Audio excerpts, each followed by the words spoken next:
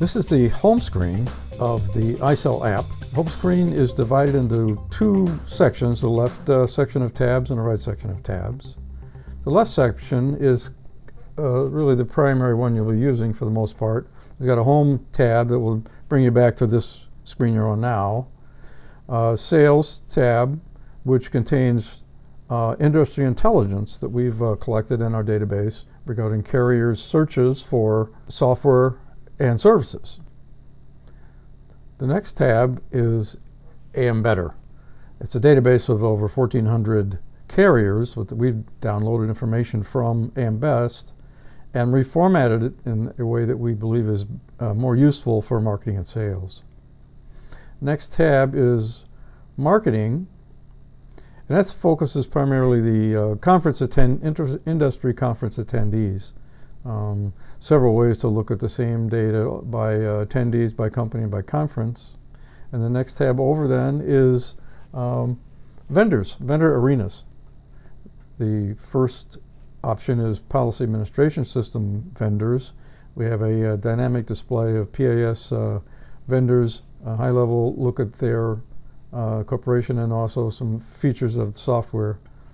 And the next tab is all other vendors. All other vendor arenas. Now, on the right side, we have the first tab is News. Those are bits of information, news items that ITX has decided would be useful to subscribers.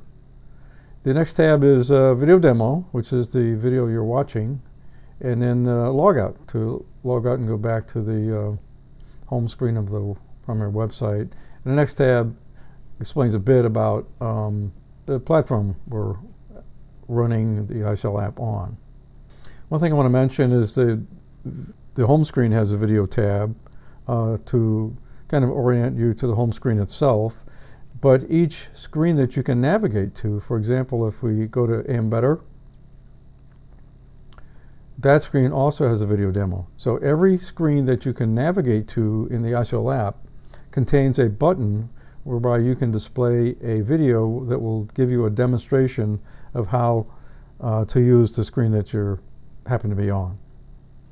And back to the home screen, I want to point out that at the very bottom of the home screen and at the very bottom of every screen you can navigate to is a tech support hotline. We like to provide a very high level of service to all of our subscribers. So if you're using the iCell app and have any kind of problems whatsoever, or even have a suggestion of how we might modify these screens or features to help you do your job better, please give me a call. I have my cell phone number right there. I should be available almost any time. I also have my email. You can give me a ring or drop me a line, and I'll be happy to look into any issue you may have. One other thing I would like to show you is some general navigation of the screens. The features I'm going to show you now are available on every screen in the iCell apps. So I want to pick one screen and just explain explain some of these features. No matter what screen you're having displayed, if it's displayed in table form like this, just clicking on any header will sort that table, first ascending, and a second click will resort it descending on that same value. So any column you click on, it'll sort that table. Also at the bottom, you can page back and forth between deeper into the table and then back up, of course. So navigate that way. It always tells you on the right side here how many records we're dealing with altogether in a table. At the top, most screens or many screens will have filters. These are called filters. They're case sensitive. So if you want to key in, say, find American something, so I key in capital AMER and hit enter, it will filter the carrier name down to every carrier that has the string AMER in it, You might look at the bottom and say, well, it doesn't have it in it, but another thing you can do is make the columns wider, and you'll see that it actually does.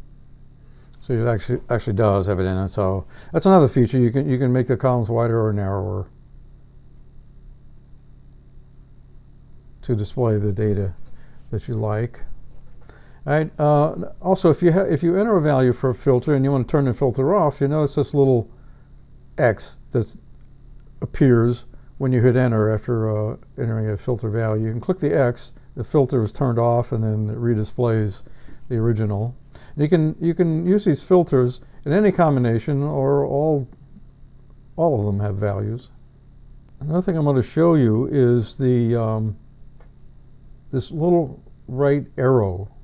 Whatever view you have defined or filtered down, or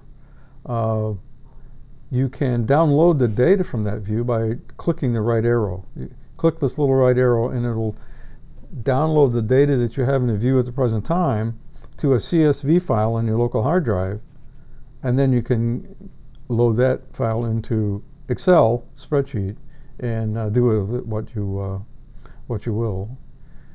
Another handy item is this little printer. This will give you a printer-friendly display of the data view you have. So we could click here. It'll reformat the data into a printer-friendly display so you can print, in case you want to capture this information on printed form. It opens up a new tab to display, so you can just close the tab to get back to where you were. Okay, so those are some of the items I wanted to point out as far as navigation to the system. Of course, anytime you want to go back to where you started, you can click the Home tab and it'll take you back to the home screen.